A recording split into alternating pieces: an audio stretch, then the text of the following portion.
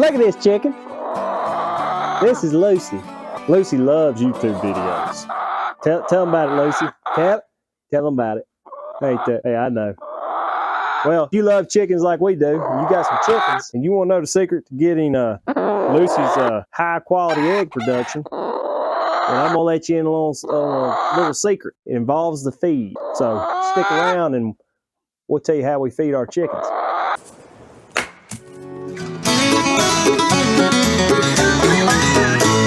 Hello folks, I'm Walter, and this is Lucy. And today we're gonna talk about chicken feed. I'm gonna go ahead and go put Lucy back in the coop so she can calm down. I don't think she wants to be on YouTube anymore, so I'll be right back. Okay, so whatever you're feeding your chickens is directly impacting the health of the bird, the quality of the egg, and their egg production. So I'm gonna go on a limb here and say that you've probably been feeding your chickens just the regular run-of-the-mill layer pellet 16% feed that I've been feeding my chickens for the past 5 years. So today we're going to talk about what I switched my feed over to and why I did it. Now, I'm not going to name any names here, but I want you to go ahead and listen to the ingredients of the feed that I used to feed my chickens. First ingredient on this list, processed grain byproducts. Now, not necessarily inherently bad, however, pretty much gives the manufacturer free rein on what they put into that pellet. And then it's also going to be just some leftover feedstock that would otherwise be left out somewhere to rot. But that's what they're putting in your layer pellets. So remember that. Number 2, grain products.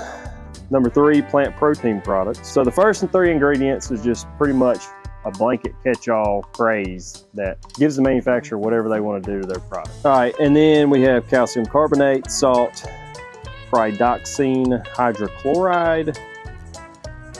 I don't know what that is. DL-methionine, Taggets, whatever Taggets are. Choline chloride, calcium something, that's calcium. Vitamin E, vitamin D3, and then we get into the vitamins and the minerals that chickens are supposed to have for a balanced natural diet. So, understandable. All right, but the first 3 are the ones that I kind of have a little problem with. Now let's move on to the ingredients that I give my chickens. So here we go. Number 1, corn chops, feed Milo, protein pellets, feed oats, black oil sunflower, soy oil, plant protein products, there's that one again, dried whey, dehydrated alfalfa meal, linseed meal, brewer's dried yeast, fenugreek seed, enzyme oil, calcium carbonate, monocalcium phosphate, dicalcium phosphate, salt, sulfur, iron oxide, vitamin A, vitamin D, vitamin E, and then we get into the minerals and the vitamins. It's always at the end of the list. So what's the difference? All right, let's talk about it. So the feed that I was talking in the second list is this feed right here. And right off the bat, the first 4 ingredients is whole grains. It's corn, milo, sunflower seeds, and oats. I know it's whole grain, so I know it hasn't been milled somewhere and they're just putting a lot of waste product into the layer pellet in the middle of nowhere with some warehouse that Bill Gates owns. Now this feed still has plant protein products, but it doesn't have processed grain byproducts in it. So which leads to me to believe that it's a little bit more organic feed that I'm going to be giving my chickens. Now I don't want to go down the conspiracy theory rabbit hole. However, from about the months of October and November, we didn't get an egg. We didn't have any of our chickens laying. Now that never happens. Our chickens usually slow down their egg production. They might go from laying 5 or 6 eggs a week per hen, and then they'll slow down to like 1 or 2 eggs per week. But I've never had my entire flock just stop laying eggs. But what's really interesting is when I switched my feed to the feed sitting over here called Angry Rooster, where it's more whole grain feed, more organic, it was like a light switch. After about 2 days of them being on that feed, the chickens started laying eggs again. So that being said, I think I'm gonna stick to a more whole grain diet for my layer hens going forward. Now moving on, where do we buy our local feed at? Well, we get it from our local co-op, which is right down the road here, and it's about $18 a bag, and they source the feed from Southern Seed and Feed out of Macon, Mississippi. We also give our layer hens as much chicken scraps as they want. They're probably getting fed a bowl of chicken scraps once a day, and I give them a free choice of a poultry new balancer that I get from Azure Standard. And I usually have to buy that about once a year. It lasts me that long. Comes in a big 50-pound bag. So what you're feeding your chickens is very important to the health of the bird, their egg production, and the nutrient density of the egg. Now we're going to talk about another important aspect, is how you feed your chickens.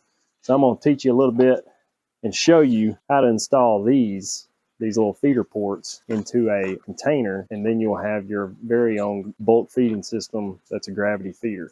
So these simple feeding systems will turn any barrel, bin, or bucket or container. I'm going to do it on just a old 30 gallon protein container that I had laying around, just to show you as an example. It'll turn it into a gravity feeding system that'll make your layer hens very happy, and they're going to reward you with a fresh supply of eggs every day.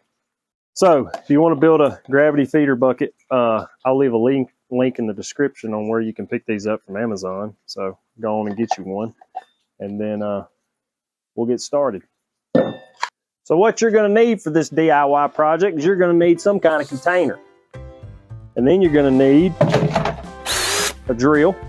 You're going to need your feeder ports, and the feeder ports come with a hole saw. Not bad for 25 bucks. And you're going to need some feed. And if you got all that, you can build your gravity feeder. And you want to be about 4 inches from the bottom of your container to give you enough room from the bottom for your feeder ports.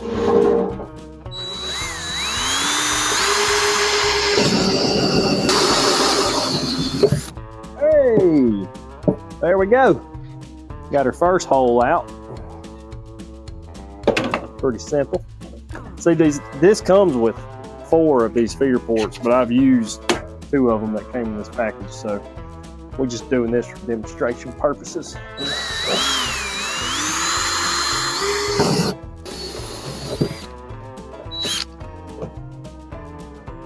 There's our second hole. So, got your little screw clamp, comes in pieces. This also comes with this little cap that you can put in here if you don't want your chickens eating feed for some reason. I don't know why, but you can do that. This side goes on the inside, and then that goes on the outside. So you'll come in from the inside, stick it through, and you want to hold it from the inside and just start screwing it on. Get as tight as you can. And there you go. And now we'll do the other side. Come in from the inside, stick her through, twist your little cap on, get her tight, and there you go.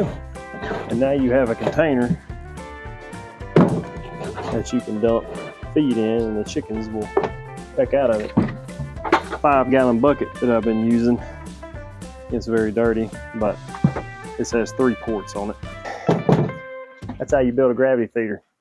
My main feeder in the coop, I took 25 bucks and I turned a 30-gallon trash can into a 150-pound feeding system that keeps my layer hens supplied with feed for about 2.5 weeks. And I've got 25 layer hens, and that'll let you know about how long 150 pounds of feed to feed 25 layer hens.